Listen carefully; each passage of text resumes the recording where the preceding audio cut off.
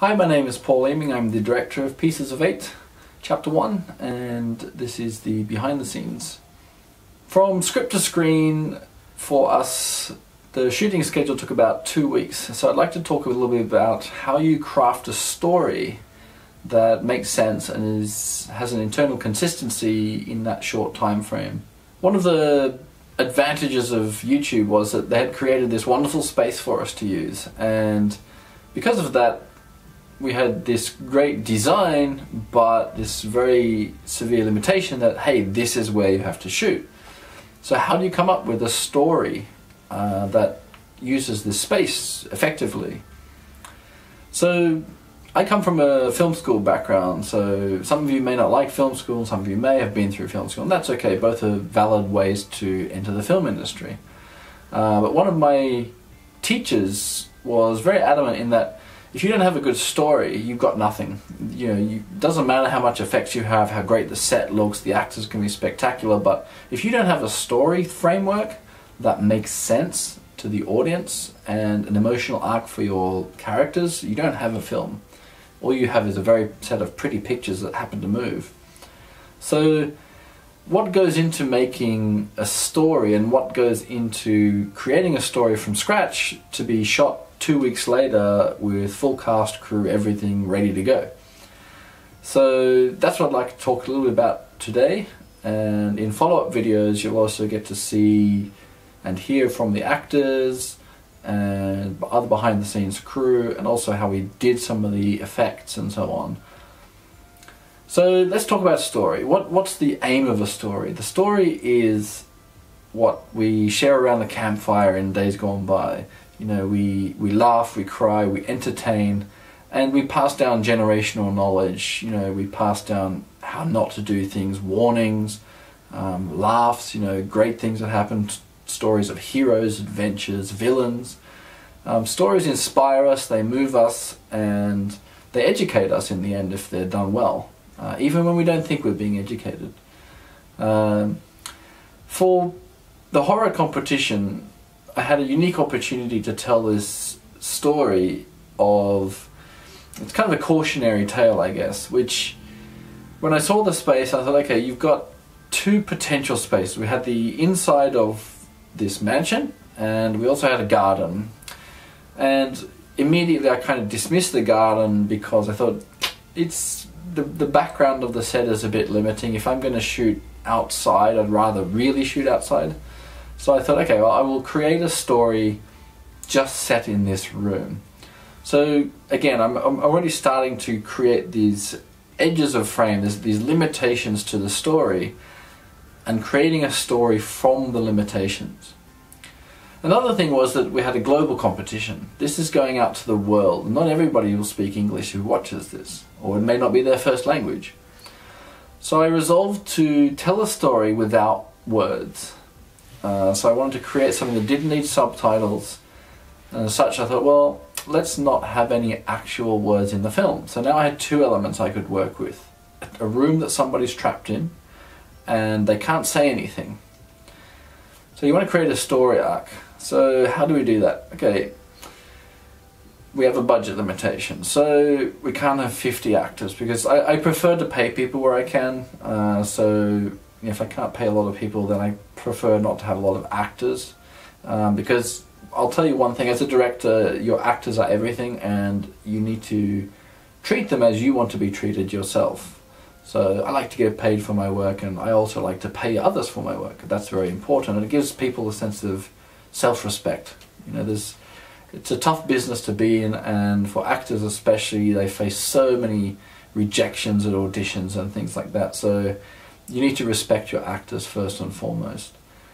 So pay them and also feed them well. Feeding the crew and cast, people will work for nothing but if you feed them well. So little tip for directors, feed your crew. So I decided I wanted to tell a cautionary tale in a room with two actors, and I'm not the kind of guy that shies away from hot button topics or controversial topics, so I thought I'd make something super controversial. I knew it would stir up some trouble, but also at the same time I thought, well, this is an interesting question. So I decided to create a story where a girl is trapped. Where is she trapped? She's trapped in this room, but what does this room represent? And that was the most important thing. So for me, if you're trapped somewhere, the best traps are not four walls. The best traps are in your mind. If you believe you're trapped, if you're trapped by your emotional state, you know, you can fight walls. Like Mandela was stuck in prison for 30 odd years, got out, you know, became president. Like, you can beat four walls, but you cannot beat your own mind. And that to me is far more interesting.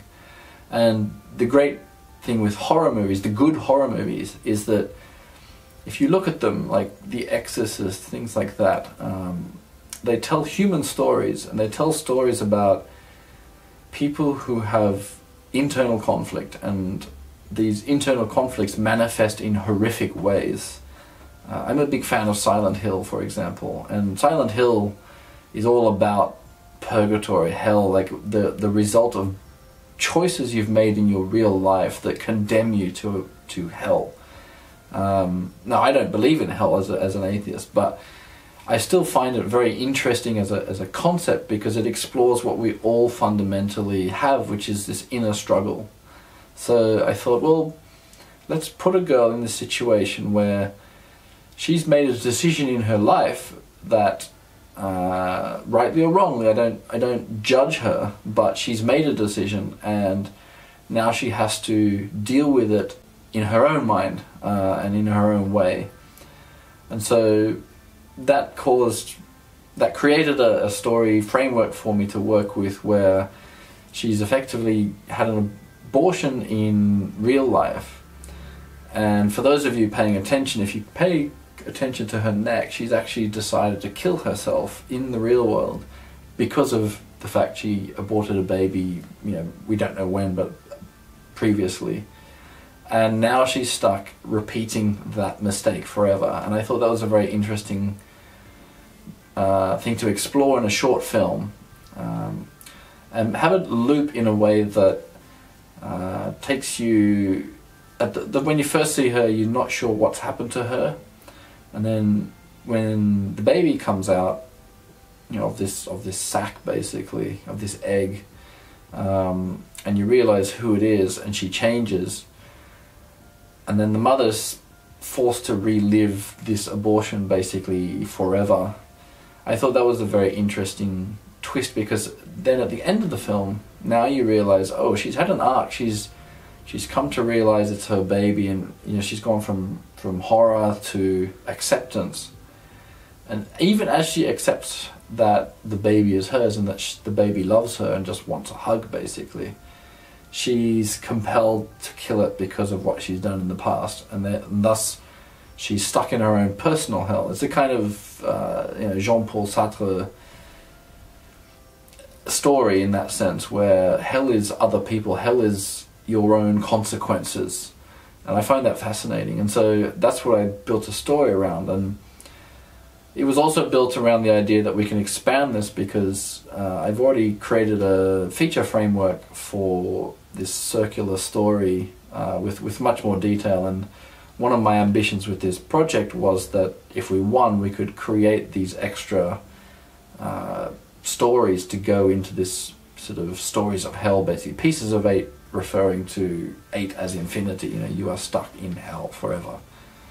So that was the concept of the story, and from there I auditioned actors and settled on Aimi and Tomoko, who were both fantastic in their auditions. And then we went to shoot. I think we were the first guys to roll, and we rolled approximately 2 weeks after being told, hey, you can make a film at YouTube.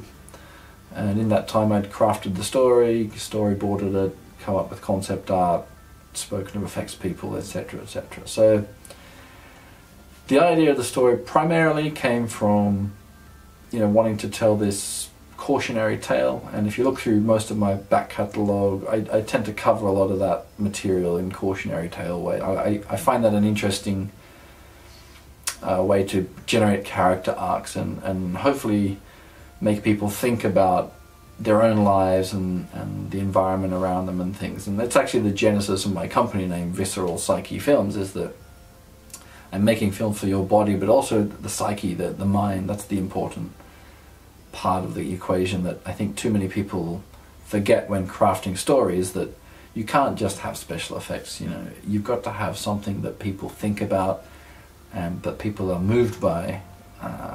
Then you've got a story, and those are the critical elements. So thank you very much for listening, and do stay tuned for the rest of the series, and check out some of my other movies both in the horror and sci-fi genre on the same channel.